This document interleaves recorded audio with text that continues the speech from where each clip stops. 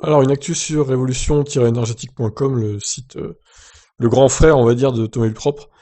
Airbus, premier constructeur, a dévoilé l'impact carbone de ses avions. Et si les grands industriels jouaient la transparence en communiquant l'empreinte environnementale de leurs activités? L'initiative d'Airbus, qui vient de dévoiler l'impact CO2 de ses avions, pourrait inciter à d'autres géants à lui emboîter le pas.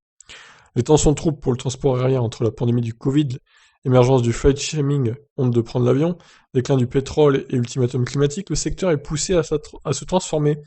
Cela peut commencer par davantage de transparence sur son impact écologique. Airbus vient d'ouvrir la voie en publiant les rejets de ses avions tout au long de leur vie. C'est le premier avionneur à réaliser une telle démarche qui incitera peut-être ses concurrents à faire de même. L'industriel européen s'est basé sur la norme internationale de comptage des émissions, Greenhouse Gas Protocol, pas les Scope 3.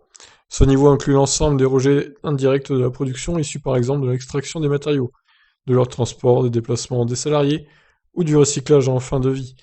Ainsi, Airbus a évalué que ses 566 avions livrés en 2020 émettront un total de 440 millions de tonnes de CO2 tout au long de leur exploitation, 22 ans en moyenne.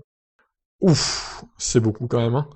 Un chiffre affecté par la crise du Covid-19 qui ramène les émissions par passager à 63,5 grammes de CO2 par kilomètre.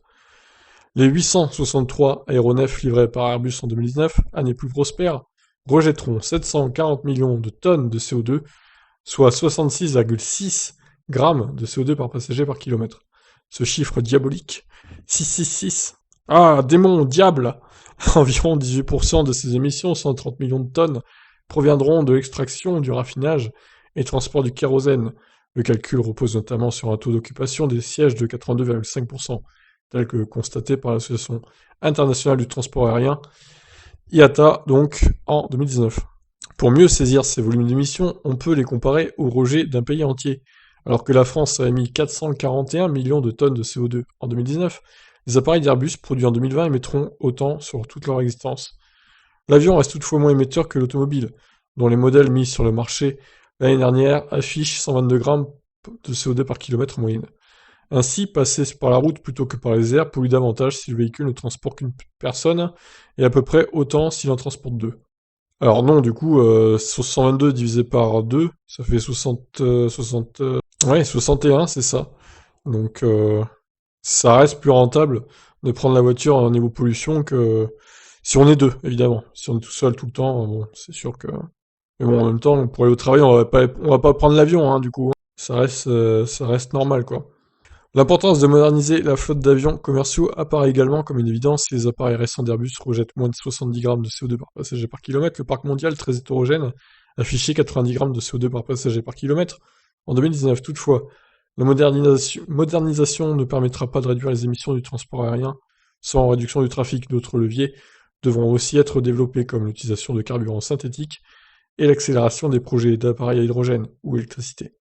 L'arrêt des liaisons très courtes déjà assurées par le train est également un moyen simple de diminuer l'impact environnemental de l'aviation commerciale. Enfin, la transition ne devra pas oublier les émissions bien moins médiatisées de l'aviation d'affaires et du fret. Ok, voilà, donc si vous posiez la question combien rejettent les avions dans le monde, mais vous avez la réponse. Alors comment faire, hein, pour réduire les rejets des avions? Bah peut-être développer des solutions hydrogène.